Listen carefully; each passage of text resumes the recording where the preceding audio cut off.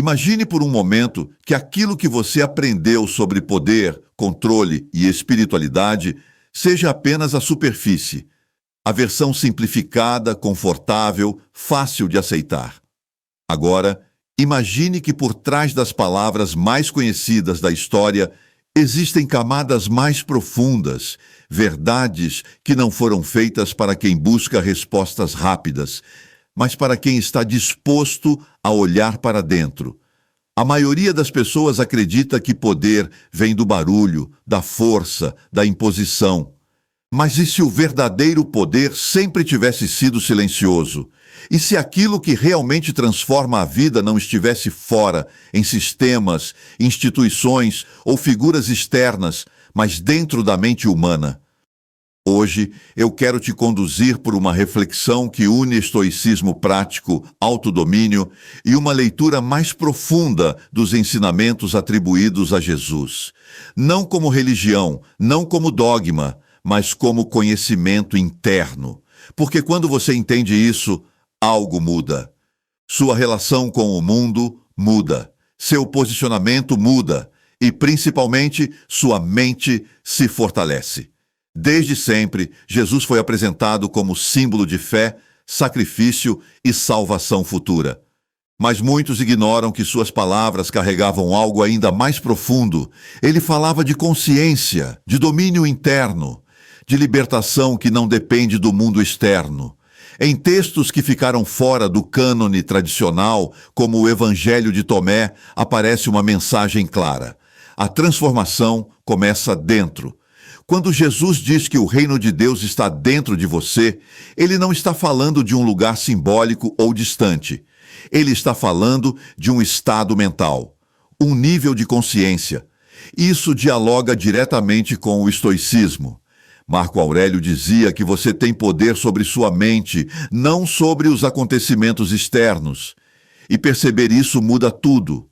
O verdadeiro poder não é controlar o mundo, mas governar a si mesmo. Pessoas que entendem isso param de reagir impulsivamente, param de gastar energia tentando provar algo. Elas se tornam estáveis. E estabilidade é uma forma rara de força. Repare como a maioria das pessoas vive. Sempre reagindo, sempre se defendendo, sempre explicando demais. Quem grita tenta se proteger, quem ameaça tenta se afirmar, quem reage a tudo está sendo controlado pelo ambiente. O silêncio, nesse contexto, não é ausência, é controle, é presença, é alguém que não precisa provar nada porque já está alinhado internamente. Existe uma frase atribuída a Jesus que resume isso de forma brutal. Se trouxeres à luz o que está dentro de ti, isso te salvará. Se não trouxeres, isso te destruirá. Isso não fala de punição divina, fala de psicologia humana. Tudo o que você não resolve internamente acaba te governando. Medos, impulsos, ego, necessidade de validação. O estoico entende isso. Ele não luta contra o mundo, ele organiza o próprio interior. Existe uma frase atribuída a Jesus que resume isso de forma brutal. Se trouxeres à luz o que está dentro de ti, isso te salvará. Se não trouxeres, isso te destruirá. Isso não fala de punição divina, fala de psicologia humana. Tudo o que você não resolve internamente acaba te governando. Medos, impulsos, ego, necessidade de validação. O estoico entende isso. Ele não luta contra o mundo. Ele organiza o próprio interior. Outro ponto essencial é o ego. Quando Jesus diz que quem quiser salvar sua vida vai perdê-la, ele não está falando de morte física. Está falando da identidade falsa, do apego ao personagem.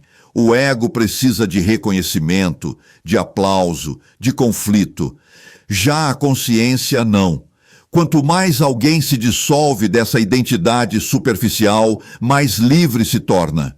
Epicteto dizia que nenhum homem é livre se não for senhor de si mesmo. Isso é libertação real. Pessoas silenciosas costumam ser confundidas com fracas. Mas o silêncio cria profundidade, cria mistério. Quando alguém fala pouco, os outros projetam mais. tentam entender, observam. Quem fala demais, entrega tudo. Quem é silencioso, mantém presença. Não é medo, é consideração. Em qualquer ambiente, quem controla as próprias reações, controla a dinâmica. Jesus falava em parábolas por um motivo. Nem todo mundo está pronto para entender. O conhecimento verdadeiro não pode ser imposto. Ele precisa ser descoberto. Por isso ele dizia para não lançar pérolas a quem não sabe o valor delas. O mesmo vale hoje.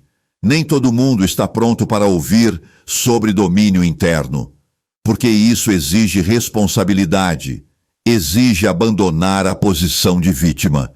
E aqui está o ponto mais importante de tudo isso.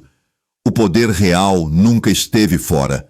Nenhuma instituição, nenhum sistema, nenhuma figura externa pode te dar aquilo que só nasce quando você governa a própria mente.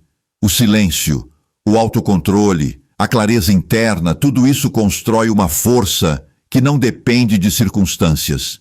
É por isso que pessoas assim são respeitadas sem esforço. Quando você entende que o reino de Deus, ou em termos estoicos, a fortaleza interior, está dentro de você, você para de mendigar validação. Para de reagir a tudo. Para de se perder emocionalmente. Você começa a agir com intenção. E quem age com intenção se torna raro. E tudo que é raro tem valor. Agora, eu te convido a uma pausa real. Observe sua vida. Onde você ainda reage demais?